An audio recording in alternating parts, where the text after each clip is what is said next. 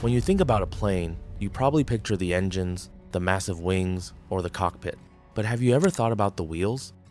Those small wheels, relatively speaking, that support tons of weight and touch down at speeds that would blow out any ordinary tire in an instant.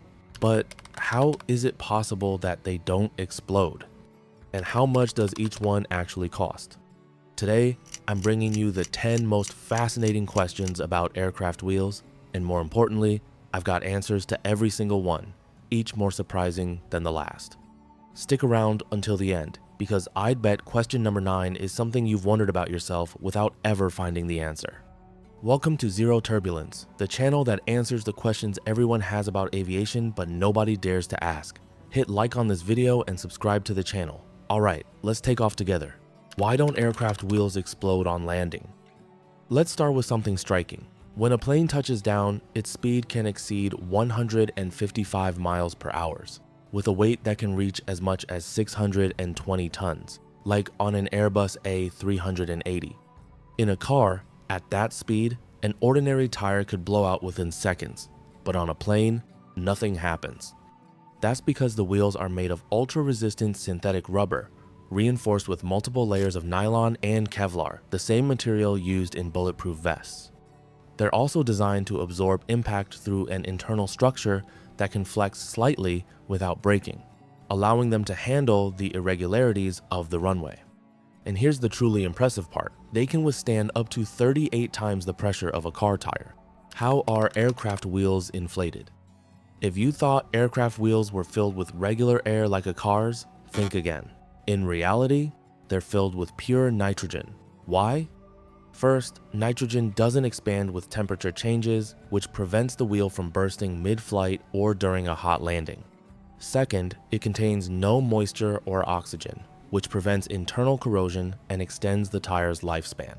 Third, it can handle extreme pressure without losing stability. For comparison, a car tire is inflated to around 30 pounds per square inches, while an aircraft tire can exceed 200 pounds per square inches. That's why when you see a mechanic inflating an aircraft wheel, they're not using a simple air compressor, they're using a high-pressure nitrogen bottle. How much does an aircraft wheel cost? If you've ever changed a car tire and thought it was expensive, brace yourself, this is a whole different league. Depending on the aircraft model, a single wheel can cost anywhere between $5,000 and $20,000. That steep price comes from the high-end materials used, the extremely rigorous manufacturing process, and the strict safety certifications every tire must meet before it's approved for use. A Boeing 747 has 18 wheels, while the Antonov An 225 had 32. So just imagine how much it costs to replace an entire landing gear. And that's not all. They need to be replaced every 300 to 400 landings. So yes, airlines spend millions of dollars just on tires. How do you change an aircraft wheel? Changing an aircraft wheel is a far more complex process than changing a car tire. First, the landing gear is lifted using hydraulic jacks. Next, the wheels are deflated before being removed to prevent them from bursting under the built-up pressure.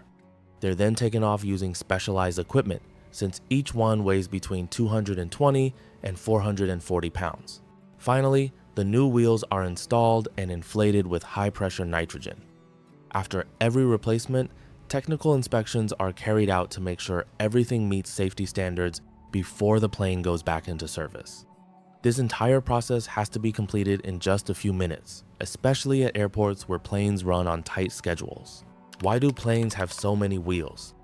If a car can get by with 4 wheels, why does a plane need 6, 10, 18, or even more? The answer comes down to weight distribution. A plane like the Boeing 747 weighs around 440 tons at takeoff. If it only had 4 wheels, they would simply sink into the runway.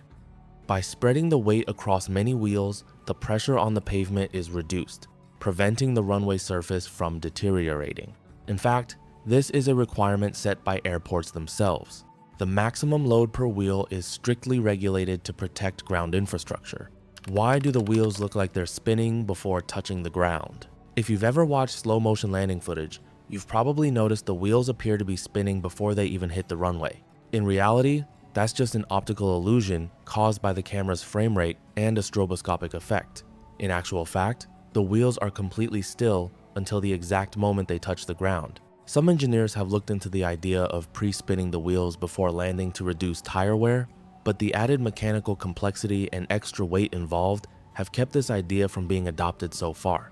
When the wheels touch down, they go from 0 to 155 miles per hour in under a second, generating enormous friction and that telltale puff of smoke you see during landings. Can a plane land with a wheel missing? It's not common, but it can happen. Aircraft are designed to land safely even if one wheel bursts. The wheels are reinforced and don't fall apart easily. Since the plane has multiple wheels, if one fails, the others take on the weight. Pilots are also trained to handle this kind of situation and follow specific procedures to adjust their landing accordingly. The landing gear is built to withstand impact, keeping the aircraft stable. In fact, there have been cases where planes landed with several damaged wheels and still braked without issue. What happens to a wheel at the end of its life? Aircraft wheels aren't just thrown away like ordinary waste. In many cases, they're recycled or repurposed. The reclaimed rubber can be turned into flooring or insulation material. Some wheels are sent into recycling programs, while others are used to make safety barriers at airports or even on racetracks. An increasingly organized recycling network is developing within the aviation industry as part of a broader push to reduce industrial waste. Why are aircraft wheels so small compared to the plane itself? If a plane is so big and heavy, why doesn't it have huge wheels like a monster truck? The answer is simple: aerodynamics and space. Bigger wheels would mean more weight, more wind resistance, and more difficulty fitting them inside the fuselage once the landing gear retracts. Because yes, in flight, the wheels fold up entirely inside the aircraft, so they don't disrupt airflow. That's why, instead of making them bigger, engineers make them tougher and run them at higher pressure, allowing them to carry tons of weight without needing to increase in size. How do planes brake? And why don't they use ordinary brakes? The wheels don't just absorb the impact of landing, they also have to stop a metal giant hurtling along at full speed. Planes use carbon brakes, capable of withstanding temperatures over 1,800 degrees Fahrenheit without deforming. These brakes work so hard that after an emergency landing with heavy braking, they can get so hot that it sometimes takes several hours before they can be touched or inspected. If you've noticed smoke coming off certain planes after landing, that's because the heat generated is so intense it can burn tiny particles on the runway.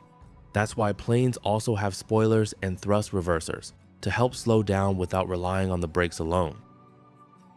Aircraft wheels are far more complex than they appear. From their incredible resistance to their nitrogen inflation system, to their design engineered down to the smallest detail, every element exists to withstand conditions few materials could handle. What you see on the tarmac is the result of decades of engineering and quiet innovation. So next time you watch a plane land, remember, those small wheels touching down at over 155 miles per hour are pulling off a truly massive feat. And before you go, tell me, did this video teach you something new? And what surprised you the most? Leave your answer in the comments, and if you've got a question about aviation, ask away. It might just become the next video on the channel. If you enjoyed this video, a quick like takes 2 seconds and really helps grow the channel. And if you haven't hit subscribe yet, now's the time, so you never miss a takeoff. Thanks for watching, and I'll see you very soon on Zero Turbulence.